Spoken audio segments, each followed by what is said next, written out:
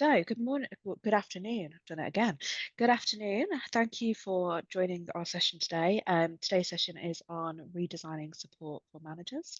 I'm Naomi from the People Experience Hub, and it's my job today to guide us through the conversation. This webinar today is based on a survey that we ran in accordance with TILA, where we spoke directly to 107 managers through that survey. We used our PX3 framework, which you can find links to our ebook in the chat and in the LinkedIn comments. And we use that framework to dig into how managers are really feeling around workload, motivation, effectiveness, stress, and overall support. I'm lucky to have three fantastic voices with us today. I've got Rob Robson, Director of People Science at PX Hub and lead author of the report. I've got Hassan, CEO of Tiller, who will be sharing why Tiller exists and the bigger why behind supporting managers. And of course, I've got the lovely Hannah with me today, who's bringing her lived experience as a manager to give us a bit of a real world perspective. We'll keep it interactive throughout the session today, so questions are welcome throughout in the Zoom chat, on the LinkedIn comments. Drop us a hello, tell us whereabouts in the world you are, and our Sav from the marketing team will be feeding us through any questions that we get from LinkedIn. So please do join in with the conversation today, so we're not just talking at you the whole time. So without further ado, I'm going to hand over to Hass just to introduce yourself. Hass, if you could then just pass over to Hannah or Rob, we'll do a quick round robin, and then we'll get going with our overall survey findings. Wonderful. Thank you, Naomi. Hi, everyone. I'm Hass, CEO of Tiller. We're a manager enablement and self-care platform, and I'm also the CEO of Mavericks Unlimited, which is an exec coaching and leadership development platform.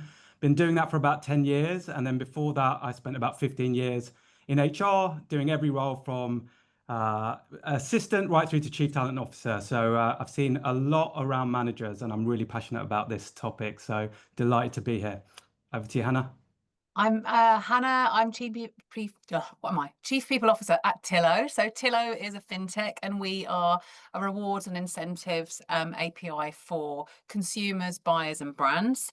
I've been working in HR for probably about 20 years, so dealt with small scale ups and large bigger businesses as well. So helped develop managers all through all kinds of challenges and through their progression, but also as a manager myself can kind of see it from the other side as well. So over to you, Rob. Hi, yes, I'm Rob Robson. I'm the Director of People Science and Chief Operating Officer for the People Experience Hub. So we're all things employee surveys, essentially.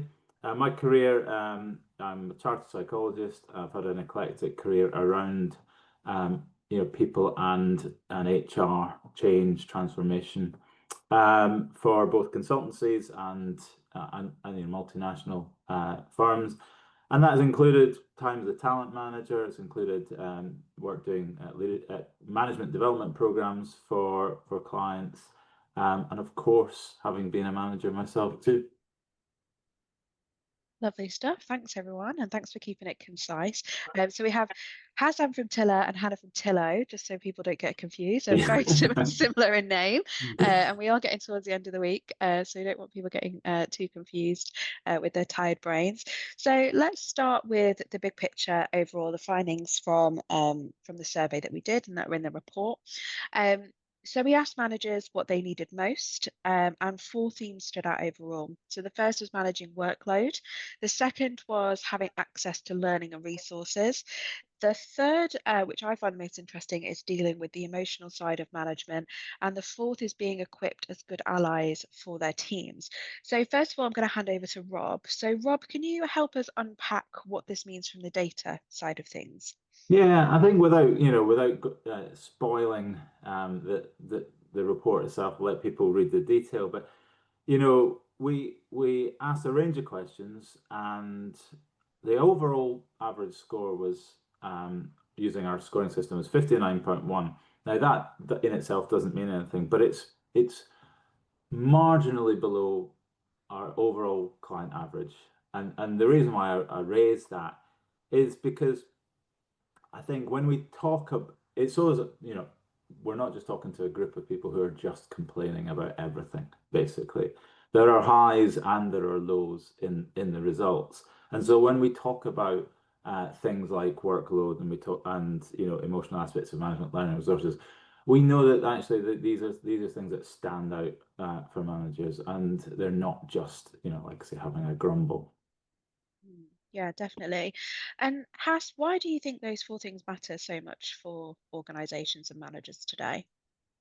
I think one of the reasons that we got into this work was we understood that managers feel so much pressure from all over the place. They've got to be all things to people that they're sort of responsible for, and then all things to kind of people they're leaning into.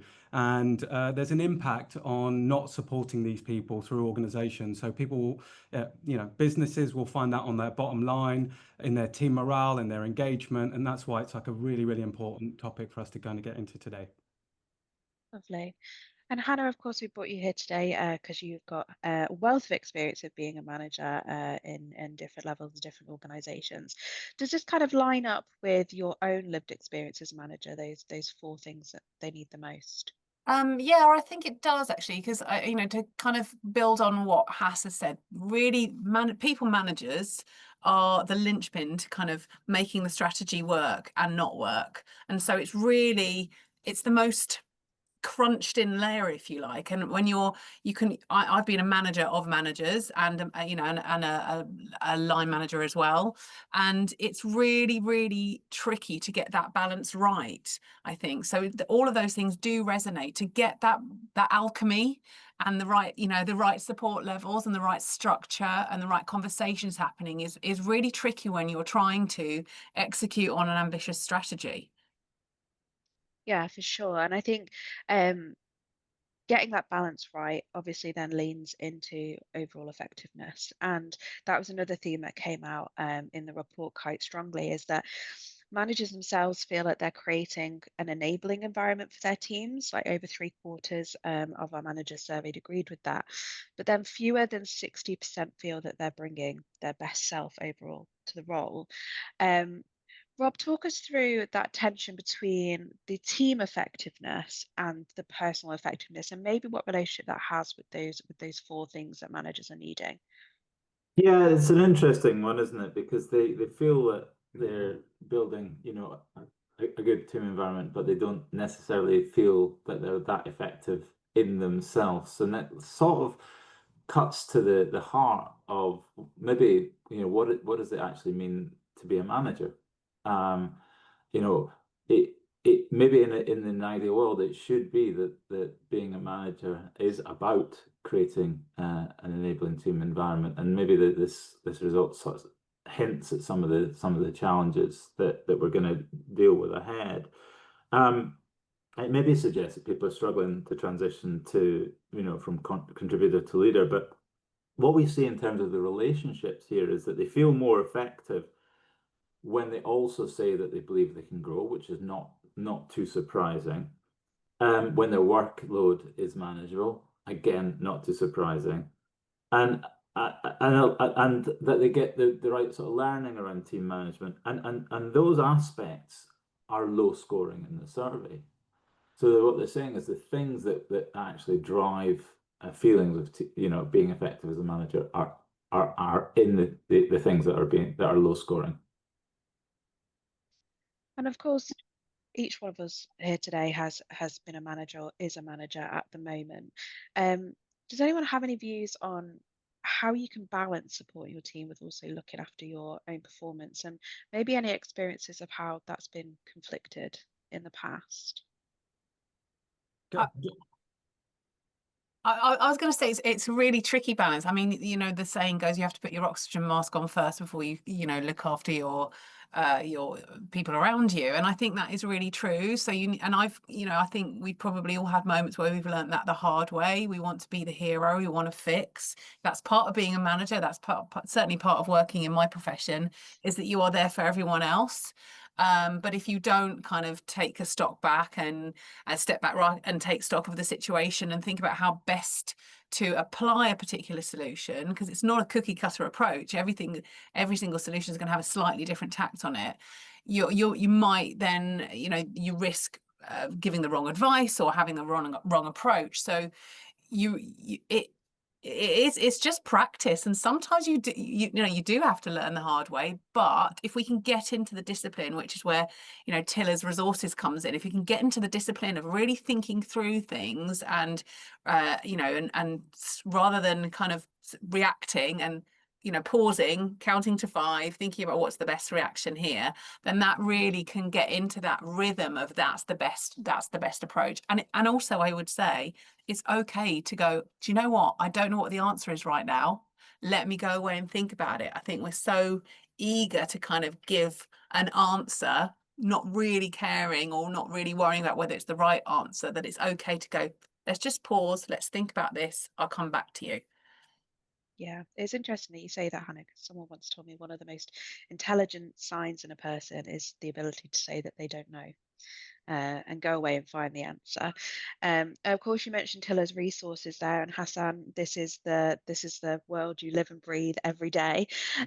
So what are some practical things that organizations can do to maybe think about leadership development, supporting their managers, and moving beyond maybe individual skills?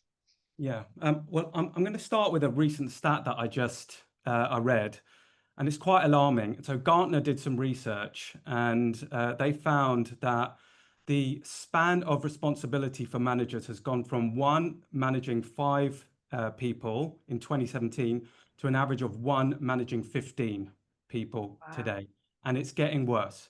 So the challenge is time and resource and energy.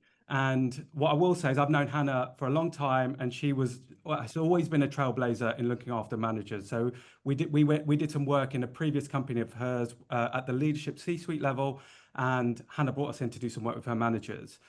Unfortunately, not all businesses, organizations, leadership teams look at it in the same way. So we have to find resources that are super quick in resolving pain points for managers, and then creating more space and time for them to then be able to kind of go on a learning journey. The challenge that we have, even with our own platform, is we put great resources together for people who are managers. They know they need it. They're asking for it, as we've seen in our own survey. They just don't have the space and the time, and probably they don't have the support from many organizations for them to kind of have that sort of lead in to developing. So information has to be quick, bite-sized, and it has to serve the challenge that they're facing right now. By sort of becoming more effective, by being less anxious, by having more knowledge to deal with their challenges, they can then create their own space and time, which is going back full circle to what Hannah was saying. You have to put your own oxygen mask on first. So the other thing that that we have to make really apparent is that people have to also own their own accountability for their development as well. It can't just be what the organizations do. It's really tough though, isn't it? Because we were like last night, I was just talking to someone who's recently been promoted into a management position. I thought that's very, very timely. But they, she works in a sort of consulting engineer, type business. And she's been given line management responsibility and absolutely zero change to her deliverables, and her utilization targets. So it's do your job and be a manager, not being a manager is part of your job, and that's not that's not a one-off situation. We see that sort of thing happening all the time, and like you say, Hassan, if you're if that may also be having a bigger span of control than they might have had. So I think we as organizations have to, it's a bit more of a philosophical point almost. Stop expecting everybody to do more for less all the time. Yeah, for sure. And you're right, Hass, saying that, we are in the conversations we're having day to day, we are seeing managers have more responsibility for more people. And also, like Rob says, no change in overall deliverables. And it's interesting that there's two things that kind of came out of the survey that I was super interested in. And one of the things that we've definitely spoken about between ourselves, and I did a poll on LinkedIn about this not so long ago, is around that becoming an accidental manager. So, you know, the business has changed, X, Y, and Z has changed, and all of a sudden you become responsible for people with no kind of official promotion. And then couple that with the things that we've spoken about so far around, lack of resource. Obviously, there's a link between people feeling that they aren't able to turn up for their team at their best. And we saw that play out in the results around motivation, because over a third of managers said that actually they would prefer not to manage, but it's a necessary evil. So they feel that it's necessary for that pay and their progression. But actually, if they had the choice, they wouldn't do it. So we have that camp, and then also this camp of accidental managers as well. Which I thought was super interesting. And as we've spoken about accidental managers before, how can organizations redesign the way that they train managers, structure management to stop this kind of accidental manager happening?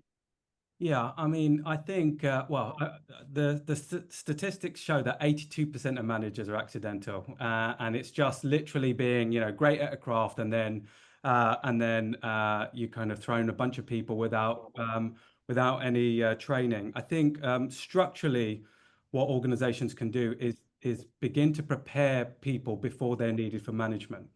The other thing I think that takes a lot of courage is to identify who wants to be a manager and who doesn't, and understanding that in organizations you probably do, it would serve you to look at twin tracking people if they don't really have energy for leading people, because people know that those that really love leadership and really get energized by it, and then there are those that understand that they're doing it for the title. And then I think it's about gap analysis, so being able to really understand what the gaps are in terms of what someone's capabilities are or skills are, and then systematically helping them to kind of develop those. And then I'd also say, finally, that there's not one way to learn. So actually just having, often it's a one size fits all approach. Historically, and this is what we saw in our research before we built Tiller, it's very skills based. How do you delegate? How do you give feedback? Those things are important, but also in this modern age, you need to understand how to look after yourself first. You need to know how to look after other people. You need to understand that we have all sorts of people within our workforce and teams now, and you need a much broader set of skills and behaviors and bits of knowledge. So it's just about giving people different ways to learn, and then supporting that journey, not just before they become a manager, but in the beginning, in onboarding into a new role, and then throughout. Like, you never stop learning how to be a great leader, in my opinion. Yeah, exactly. And I think we've had a really great question in the chat, so thank you from David. I'd also like to hear people's opinions and thoughts on if you've ever been an accidental manager. If you have, drop us a note. We'd love to know. I know we all probably have, the five of us at some stage or another. But we've had a really interesting question from David, who said, "We find real value in bringing the next level of managers into our leadership coaching. He finds it strengthens communication and feedback between those levels and helps people develop a manager's outlook." Just opening this up to the panel, he's asking what are our thoughts around this approach? I agree. I think, you can do kind of skip level mentoring and things like that. I think it's really, really powerful. And we're doing a leadership program at the moment, but it's starting from the top, because you've got to make sure that I believe that it's got to be a top down bought in thing, because the leaders have got to be able to support up and coming managers and take the time out. And I think that, that's really, really important. But I just wanted to pick up on the span of control piece, actually, that we were talking about as well, which is relevant, is that we are expecting managers to manage more people, but there's also the rise again. I think it's not a revolution, it's an evolution of the player coach. because there is a hell of a lot of pressure on, certainly in businesses in my world, you know, to really capitalize on the operating leverage, so get more money, get more output from less. So to your point, Rob, and I think, you know, the rise of this player coach means that we do expect our managers to perform a big percentage of their role is individual contributor work, and a small percentage of their role is actually people management work. And so having, you know, focusing on what Hass was saying about giving these twin tracks, so having a career development framework that recognises individual contributors and people managers, and not you know, not leaning towards one. So, you know, a senior engineer is equivalent to an engineering manager, for an example. You're giving people the ability to choose, but you're also being clear about what you're expecting from them. And so for me as well, I think it's a little bit about, it's definitely about empowering our managers and giving them resources and the time, but also I think it's wider than that. We can empower individual contributors as well, so they can self-manage and rely less on their people manager to help them with some of the basic stuff. And so almost like manage upwards. That's my utopian version of actually giving everyone more resources to self-manage a little bit. The question sort of reminds me of when I first kind of was invited into a senior management team to be part of the team. And I think it's easy to sit there on the outside as a more junior manager thinking that this team has it all sorted out. They've got all the answers. And what's happening in those meetings is very highfalutin and you know, and strategic and all that sort of stuff. And then you realize, you get in the room and you realize that they're just a group of people with the same sort of difficulties and challenges as everybody else. They don't really know what they're doing. We're all feeling our way through it. And I think that alone, that bit of understanding would just help an awful lot of people to realize that actually what they're not stepping into this sort of, you know, ideal kind of mold. They're actually, it's a very human experience, you know, stepping into that. And it does, to you know, to allow people, you know, to come into that group does require a bit of bravery and a bit of vulnerability among the more senior group as well. So it's probably challenging all around, but I think it's a very valuable thing to do. Yeah. Well, Sure. sorry, just one last thing to say on that. What I really love about that is the inherent trust that is implied in sort of bringing people together from different levels and trusting the more senior people to share the right amount of information, and trusting the people who are coming into that group to do the right thing with that information. So I think that's really, really powerful, really brave. One of the things, one of the distinctions that we have in our coaching is being on the business and in the business. And that mindset of not being in it all day, but taking your perspective out and being on it is what I think is important, you know, through all levels. We do it right at the top at C-level, but also if a manager is able to understand that the role is not just about doing all the time, but actually taking yourself out for a minute, even if that's like a 1 hour block once a week, where you can just kind of hover out and like look at the whole picture and sort of plan your mindset around that. I think, you know, that's one of the ways I would love to see us do more with our platform and kind of with our partners, is to help managers kind of be able to develop their own mindset. So it isn't just about the tools that we give or the learning that may be available to them. It's how they approach their work. I think that's the fundamental thing that we need to try and solve for.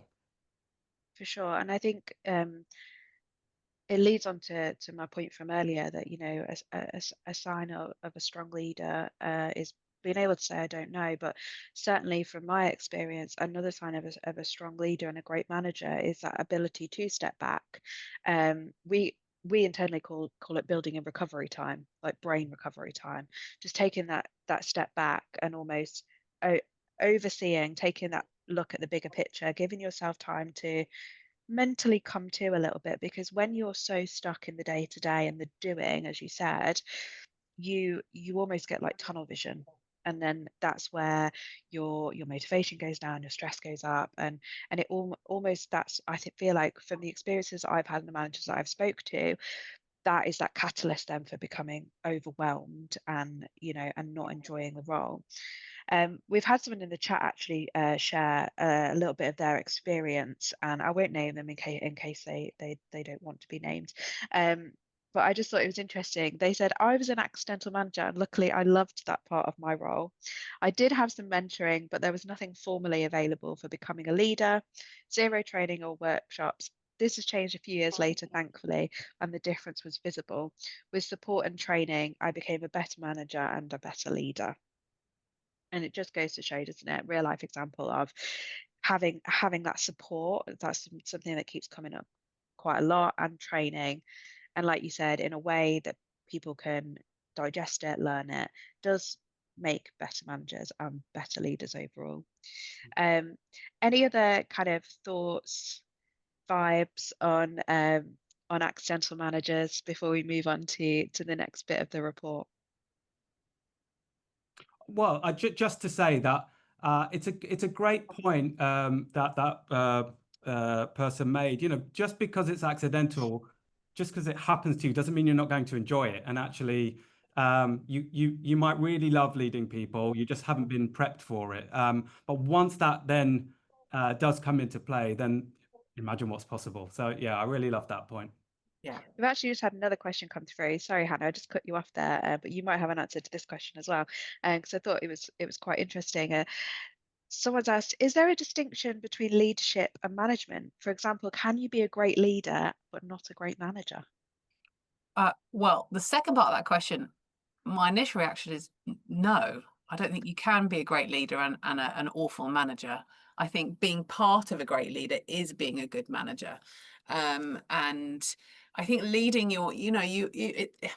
it's you're leading the strategy, you're leading the business, you're taking people with you. Whereas I think management is, you can still do that as a manager, but it's more, I guess it's more tactile, it's more day to day, and it's, you know, that's that kind of how I would envisage it. Leading is not just about leading people, you're leading a team, you're leading the business, you're leading a project, you're leading a strategy. So that's my interpretation of that. I think fundamentally leadership is taking people somewhere where they wouldn't otherwise go. Otherwise, essentially, you are managing. And I think, Hannah, you're right in saying that basically you can't be in a formal leadership role in an organization and not be a good manager too. It's part and parcel of it. There is the odd situation where you actually don't have a formal sort of management role, but provide leadership. And I guess that's the exception to that rule. But I think it just proves the rule rather than anything else. But I also think an element of that question or answer could be, have we experienced leaders that are not good managers? I think we can probably say that too. Yeah. And so we've had some accidental leaders as well as accidental managers. And I think we do. Yeah, that's a great point. I think we do overvalue leadership to some extent in organizations at the expense of management. I think we invest heavily in something if it's called leadership, and you know, and put an awful lot into it. And actually, if you look at things historically, an awful lot of attention on leadership without an awful lot of success necessarily. Whereas actually most managers, I think that the report we've just done shows that managers are struggling with the nuts and bolts of the job, the stuff that you have to do every day.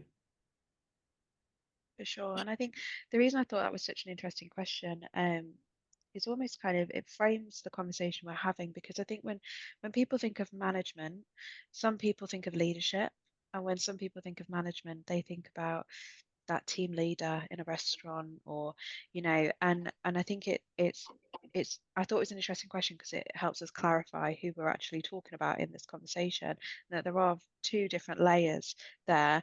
But I think I would agree with you, Hannah. I don't think you can necessarily be a great leader without being a great manager. But do you think there needs to be two different types of training for leadership and for management? And do you think you need to be a good manager first before you can be a good leader? I think it depends on the organization.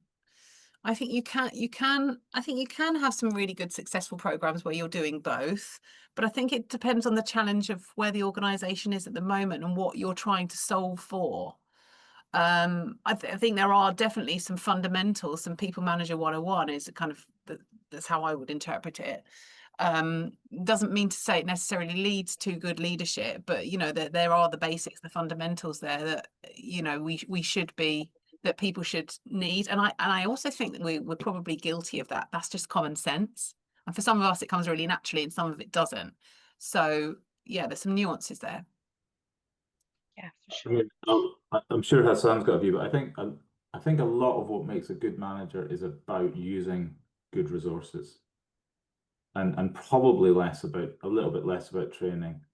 You know, so things that come up every now and again, like, you know, you have to do a disciplinary, for example. You don't necessarily need to train people to do that, but actually being confident with things like that is part of feeling confident about being a manager. Whereas I think leadership at all levels and being a good manager as part of that is really about knowing yourself. And I think you can start right at the beginning with people with knowing themselves, and understanding how then they can, you know, adapt as they develop. Yeah. Yeah. I mean, I'd agree. I'd say it's and versus or. I think you need great training and resources, and the resources come when you've had great training and you've done the building blocks. I would say, you know, all new first-time managers would benefit from learning the fundamentals, as Hannah says. You know, a lot of the anxiety, you know, in having difficult conversations, for example, comes because you just don't know how to handle it. How do you handle from going from being a mate to being someone's boss, and how do you have that difficult conversation?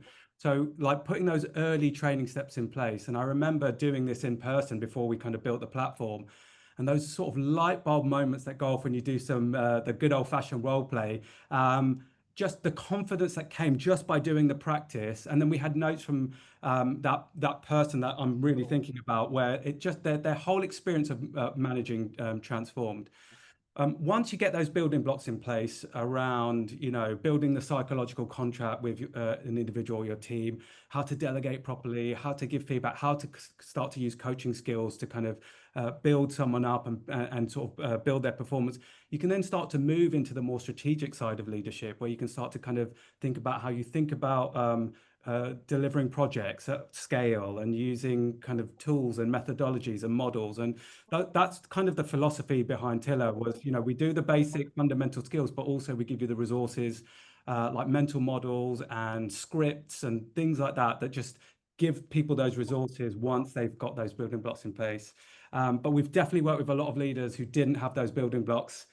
And you see the results. You know, everyone's probably felt the impact of a bad leader, you know, and unfortunately, often once they're in that leadership level at the, you know, in the boardroom, they're much harder to train, you know, and bit long in the tooth. And so it's a harder job to kind of get them to change their stripes. So let's get them early. Yeah, for sure. And I think, you know, along the way, I would be very surprised if there's anybody listening and watching today who said they've not had an experience of a bad leader at some point. And I think the reason that people remember that is because of the impact it has. So you're absolutely right. The earlier we can get people, then the better leaders and managers that we're going to have overall. Coming back to the fact that a third of managers in our survey said that they would prefer not to manage, and I think from some of the things we've spoken about so far, you can understand why to a certain degree. But what about in businesses where the growth opportunity for that manager is low and the workload is high, which is why people don't necessarily want to be a manager? What are some realistic steps that organizations can take to help sustain motivation in their managers? Well, beginning with clarity of success, I think is the starting point. You know, what do we expect? And that goes back to your original point, is what do we expect from our managers? Now, there's going to be some basics, what we expect from our managers, which can go across any kind of company, but what does your company need from their management layer? And being really explicit about that. So people can, first of all, they can self-select. And actually, yeah, I resonate with that. I'm going to go for it. or do you know what, that sounds really tough, that's not for me, I want to go on to the professional track. So being really clear about what we success, not just competencies, but also objective wise as well, because how can they manage themselves, let alone their teams, if they don't know what's expected of them, what they're not, what they have to deliver. So I think that's the kindness piece. That's the Brené Brown, clear is kind and unclear is unkind. And it matters, because how your manager shows up will affect performance of the team. So you want your managers to show up confident, clear, be asking the right questions. They won't know all the answers, but you want them to, you want to set them up for success as best as you can. And I think that's one of the practical pieces that we can take away. Yeah. Sure. I'd also say that organizations need to look at training differently. I think they look at training as a vitamin. We'll get to it when we can. It's often lower down the priority list. But they should think about it as enablement. So we call ourselves a self-care and professional development platform for managers. We are cheerleaders, champions for managers. That's our thing. But the benefit of that is that you have an empowered and enabled leadership layer for organizations. So we are also about helping organizations thrive. One of the things we talk about is everyone has to level down. So when managers aren't trained, you've got the next level of leadership having to level down and do things that their managers should be doing, and managers are doing things that the layer down should be doing. So actually, we just want to, I don't want to use leveling up because it's a term that political parties use, but basically we want to stop people leveling down. And so don't look at it just as training managers. Look at it as like improving. It's like a flywheel for your business or your organization. If you look after your managers, everything it's a virtual circle. Everything will thrive, basically.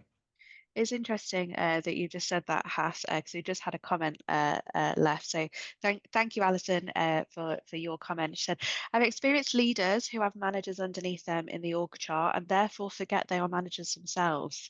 But managing managers well is critical. I think too often businesses look at it as a ladder from entry level to management to leadership and think that they can do a couple of training courses and then people will get on with it. It's ultimately working with people, which is a constant moving target, and we need to be constantly learning and reflecting on our skills. And I think that picks up a little bit on what you said there, maybe a bit around the leveling down, but also some people just think it's let's do a training course and that's it. We've done it. We've ticked a box. But it's not. It's a constant all the time. Things are always changing. There's always improvement to be made, isn't there? Yeah, I think also we need to be thinking about operating in our stretch zone and not the panic zone. If you know that circle of learning, so comfort, stretch, and then panic. And I think from leaders, top down, we have a duty to kind of not making sure that nobody goes into the panic zone. If we're not exercising that muscle. But I think one thing we can also tactically do from top down, and if you're a manager really struggling, is when it comes to recruitment, recruit better than you. Right, my team is certainly better than me. They're massively talented, and I'm very, very fortunate to have a great team. But they bring expertise to our profession, things that are not my strength. So I think also sometimes a blind spot for a manager is feels like they have to be the best at everything or they have to know everything, whereas actually you don't. You can have some real rising stars in your team, and that so together as a team, you're performing really well. You don't have to have all the answers. So be brave enough to understand that actually you can recruit some people or develop some people that are going to be better than you. Yeah, I think that's such an interesting point because I think people do view being a manager as almost like that badge of I'm the best, therefore, and it's not how it works in the real world. And I think it's a view I think that I definitely still see in conversations that I have. But I do think that the general perception of that is changing, and it's like you said, managers are people. People are humble. They can say I don't know, and and have that ability to say actually you're better at this than me. So I'm going to let you crack on with that. And I think that makes a great manager and a great leader is letting people have the space to do what they're good at in a team. Absolutely, it's lonely up there on that pedestal. You need it not be so high, right? And I think that's that is a really important point about it is lonely being a manager, and our data says that people are the people in the survey are telling us that they have the confidence in their own abilities to do the job, but they don't feel that they can succeed. But they're also telling us that they're isolated, and so I think we have to look at management teams and not just think of managers as being part of their team. And we need to think about networks, and and if we can encourage, in many respects, the cheapest form of learning will be peer-to-peer learning, but you still have to invest to make that happen. You have to create the space, and sometimes you have to, facilitate that process as well. Yeah, for sure. Which actually moves us really nicely onto the subject of stress. And again, this was the standout concern that came out from the managers who took part in our survey. And we've all heard the word stress before, and it means something different to everyone. Only a third of our managers said that they are rarely stressed. The other 2/3 said they are either frequently stressed or unable to switch off when they leave work. And a lot of this, as Rob will talk us through in a second, is around that emotional and of a role. So, Rob, what were the key drivers of stress that showed up in the data from our managers? Yeah, I mean, again, there's a common theme that running throughout of these. The big factor in all this is, again, not really feeling like you can grow, the control over time, loneliness. And I think loneliness is a really big one here, which I'll come back to in a second.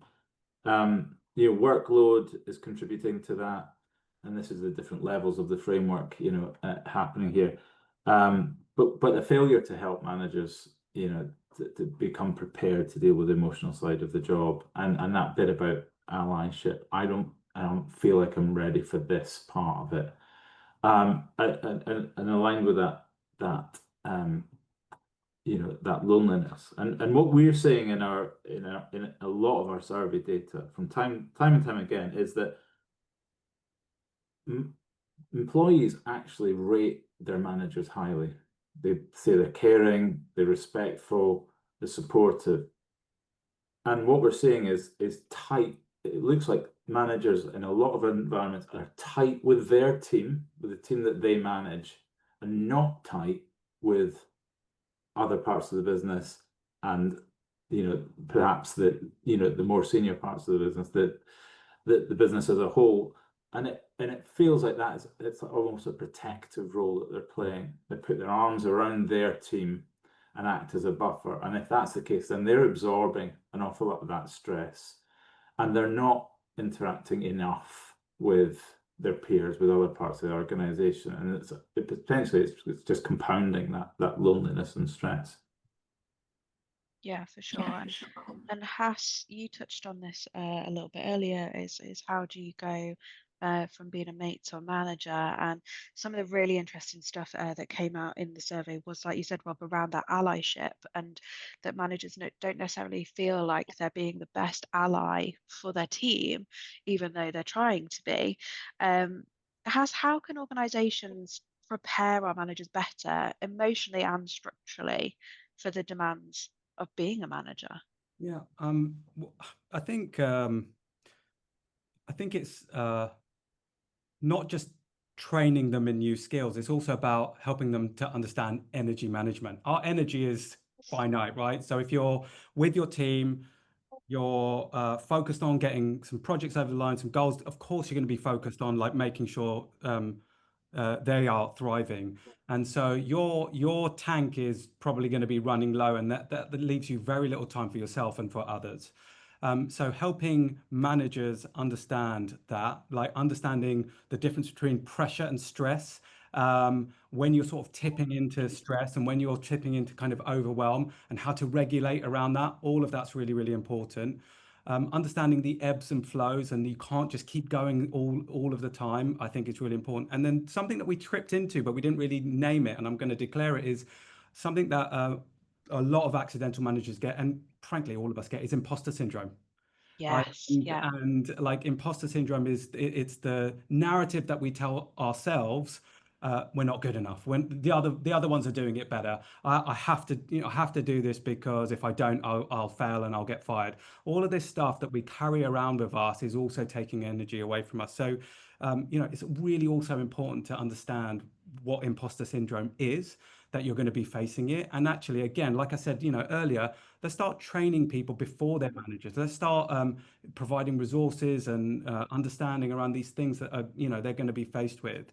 And then really spending some time on helping people transition from being a boss, being a mate to being a boss, and how to do it. It doesn't have to be clunky. It can be quite elegant. You just need to contract with each other and recognize that the framing has changed and get everyone to kind of lean into that.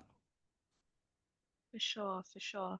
I've had some questions submitted. Ken, I'm going to come back to your question a little bit later because I feel like it will open a whole can of worms. I'm going to reserve some space for that at the end. But we just had someone say, going from mate to manager is really challenging. I was once told you're not the same now when I was managing a larger team. That hurt because I hadn't changed. It was that our relationship had to change so that I could do my job. Is this something that other managers experience? Hannah, obviously we've brought you here today for that lived experience. And is that something you've ever experienced over time? I mean, working in HR, having to perhaps performance manage another person in that profession is probably the finest you can get to that, really. And that's happened to me, through not in this company, but in a previous company. It is really hard, and that's why one of the reasons why it's lonely. But it's more of a it's a you problem, really. You've got to be clear that you're in a different role now. You can still be friends outside of work, and if they can't accept that, then unfortunately it's kind of it's a them problem. It's nothing to do with you. You haven't changed. Your fundamentals, your values are true. You're just in a different position, and as a professional, there should be mutual respect there. But it's tricky. It's really tricky. For sure. Has, Rob?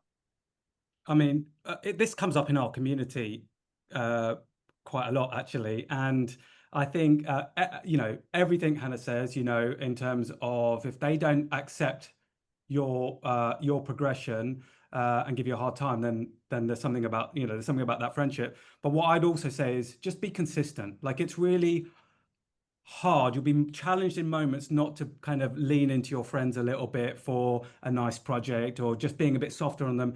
Be consistent, build the reputation that you're consistent. It doesn't matter who you're working with. And then you've got to move through the phase of, you've got to move through the transition, and then sooner or later it will just be normal. You're the supervisor now. Yeah, one of the things that we talk about internally, and Rob, you might want to touch on this a little bit, and also around the stuff that came out around allyship. There's a difference between being a friend and being an ally for your team. But one of the things we talk about internally is storming, norming, and performing. And when you first maybe get promoted to a manager or become an accidental manager, you're in that storming phase. It's not quite your new normal, and you go through that storming phase. Then you hit, like you said, Has, with that norm. So if you're consistent during that storming phase, you hit a norm, which is okay, they're consistent, and it's only then that you can move forward into performing. And that's something that we use quite a lot internally at PX Hub. And I think, Rob, it was really interesting what came out of the survey around this allyship, wasn't it? And that managers don't necessarily feel like they're doing a good job. And I think that comes partly on that kind of, you go from mate to manager, and it's a different skill set being an ally to and batting for your team, so to speak, than being their friend. Yeah, and I think it's a difficult, even the term, allyship has a lot of loading behind it, and people that are in management roles come from, they come from, as probably not as diverse as as the people that don't, but but there's still a very diverse group of people who become managers, and they reflect society, and people do struggle. We know that people do struggle to understand what it means to, what different terms mean around neurodiversity, around, things like sexual orientation, around race, around all of these social issues that then in the workplace becomes a sort of a petri dish for them, and they're expected to be able to sort of deal with it. And if they don't really fully understand them out there in the real world, how are they supposed to adequately, adequately represent their team, other than just the more glib comment is just be fair to people and just treat people as you would like to be treated. But that doesn't really quite, quite wash. So I think I think it's hard. I think something that people generally find hard, and it's like when people are manager, it probably shines a light on that difficulty and we need to help people prepare for it. For sure. And coming back to your point, Hannah, earlier you said it's a them problem, not a you problem. Someone shared their experience in the chat here. It says, I've gone from mate to manager and I've definitely experienced this. I've had it. It's okay for you because you're on the management team now. It made me realize that there will always be people who see management as the enemy, and I could only try and drive respect with empathy and kindness and focus only on what I could control. Yeah, definitely has taught me a valuable sentence that I repeat daily to everyone: control the controllables. It helps keep you sane. But yeah, you have to be kind to yourself and be true to that. So yeah, control the controllables. And it's funny that, the things that we've been talking about here is how managers view themselves. But Rob touched on this a little bit earlier, which was actually when we look at employee survey data, teams rate their managers quite highly. They do describe them as things like caring, respectful, supportive, and having their back. So I think it's almost reminding yourself that the view that you have of yourself as a manager isn't necessarily the view that your team has. And obviously, me and Rob spend our world in employee feedback, but also that's a big part of being a manager is getting that feedback, and not just the negative, but the good feedback as well, of what you're actually doing as well, and also what you can improve. The two together is also a really good catalyst for propelling you forwards as a good manager, and therefore a good leader. The final question before we move on to a Q&A is a question for all of you, really. Based on what we've discussed today, should we be giving managers more credit and with it more support? Yes. Yes. Yes. I think it'd be hard to say no, wouldn't it, Well, after yes. the conversation that we've had today. Yeah, I think like we've said, that there are two different sides, aren't there, to being a manager that we saw come out of the data, that there is that doing and that day-to-day and that skill set and that learning, and also that huge emotional side that can feel very isolating, very lonely. It feels like it's you against the world, and the more support that we can give, and Haas, this is your opportunity to really plug Tiller in here. The more support that we can give around those two areas, they come together as one. Yeah, I mean, look, I think the question was a great one, because it points to the fact that they don't get credit, and we don't champion them. And yeah, look, I don't think there's anything more that I want to say about Tiller that is different to what I said before, which is we are champions and cheerleaders for the people that kind of get one of the hardest jobs in organizations. But for us, Hannah talked about it earlier, putting your oxygen mask on first, making sure that your tank isn't empty. That's like our philosophy. Like, if you look after yourself, you can look after others.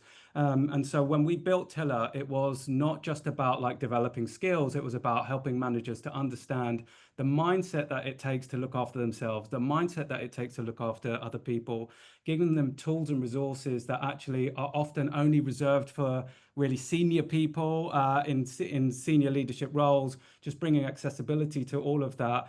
And then it's self-directed. So like, I, as an HR leader, no disrespect to any HR leaders that are on the call, but I can't fully know exactly what you need, Naomi, or what you need, Rob, or what you need, Hannah. I can have a sense of it from my organization, but so much of it is going to be lived by you. So having a self-directed kind of platform of resources, and a thriving sort of, you know, a community of fellow managers to tap into, you can start to figure out your own pathway. And so we're being less prescriptive about development. You know, we can work with organizations to do that, but like we really want to empower and enable managers to look after themselves and then look after others. And then, you know, if they thrive, their teams thrive, their organizations thrive, and then you're taking less stress home. And then so hopefully we'll all do well out of it, basically. There's my plug. And I did promise Ken that I would come back to his question. I wanted to save this for the end because we did say we would give people things to take away with them today that they could potentially put into practice. And I feel like this question will throw some of those things up. So he kind of said, do you have any experience of cross-department managers coming together to share their resources in a safe space? And you just spoke there, Hass, about community. And he said, especially in hyper-competitive environments. And I like that he's put some context in here for me, otherwise I wouldn't have known what he was on about. He said, I've seen it happening with high-profile individuals like Arteta, and then in brackets he's put the Arsenal manager. So thank you, Ken, because I wouldn't have had a clue. He said, I've seen it happening with high-profile individuals like Arteta, linking up with managers from other sports such as NFL and the NBA. So I just wanted to touch on that theme of community and that manager community and the importance of that, and any experiences anyone's had with that. Well, we've done that internally, so building a manager community. So they've got the, you know, sometimes it's peer led and sometimes it's level led. So we have, you know, job architecture, which dictates whether you're a team lead, manager, senior, or what have you, because we need to enable our managers. So we've done it from that point of view, and we've also done that, made sure they're part of like the strategy building and really setting them up for success, and investing in them with offsites and giving them the resources that they need. So you're not just a manager in your discipline, you're talking, you know, an engineering manager could be talking to a commercial manager, for example, because actually you need to manage well for the greater good. And you know that, so we've done it from that perspective. And I think, you know, I'm in various networks, I'm sure many of you are as well. That is a really untapped rich community as well. So the Tiller community is great because you're not just talking about it from your company's point of view, you're talking about it with other managers that might resonate and have a different point of view, but in a, you know, in a similar situation. So I think the richer we can get those voices going, I think it's good. But there is an element of what's it called, Chatham House rules. So I think you can kind of you can set that up. So yeah, I think there's lots of different guises where the community of managers really works. And if you haven't got one in your organization, don't wait for a leader or a C-suite to put it in place. Put one in place. Love that. Love that. Thanks, Hannah. So that actually brings us to the end of our time today. I can't believe that an hour has gone by. But that does bring us to the end of today's session. So a huge thank you to Rob, Hass, and Hannah for sharing your insights and experiences today, and to everyone who's joined and contributed in the chat. I love getting questions as we go. So thank you. As mentioned at the beginning, this conversation was brought to you as part of a collaboration between PX Hub and Tiller, and it is clear from our survey and the conversation that we had today that redesigning support for managers has never been more important. If anyone does want to dive deeper about this, I know we probably had some questions coming in as we're closing. You can download the full report. Obviously, you can watch the session on demand and connect with any of us and our speakers on LinkedIn. We'd love to continue the conversation elsewhere, and also know what you found useful and what you enjoyed out of today's session. But thank you everybody again for your time, and we'll see you all soon. Thank you. Thanks a lot. Bye.